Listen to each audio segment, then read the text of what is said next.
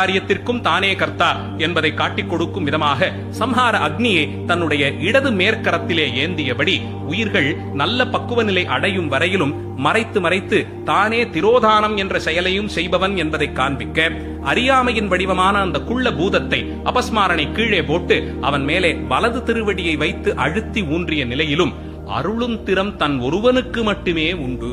அந்தந்த நிலையில் பக்குவமடைந்த உயிர்களை அருளக்கூடிய திறம் அவர் ஒருவருக்கு மட்டுமே உண்டு என்பதை காட்டித்தரும் விதமாக உமாதேவியாருக்கே உரித்தான, அருளுக்கே உரித்தான இடது பாகத்திலே இடது திருவடியை தூக்கி வீசி ஆடிய நிலையிலே ஒரு காட்சியை தந்தார். 8 திசைக்கும் தானே அருள் தருவதை ஜடையில் இருந்த 8 ஜடை பாகங்களும் திசைக்கு ஒன்றாக சுத்தி சுத்தி வர 9வது கற்றை மேலே முடித்துக் கொண்டார். அதிலே ஊமத்தம் பூவென்ன, எருக்கம் பூவென்ன, பிறை சந்திரன் என்ன, கங்கை என்ன அத்தனையும் தரித்து அலங்காரமாக சர்வாலங்கார பூஷிதர் இல்ல இல்ல திருமேனி முழுக்க பஸ்மதாரணம் செய்து கொண்டிருந்தார். அந்த அலங்காரத்திற்கே தோற்று போனோம் ஆதிசேஷா.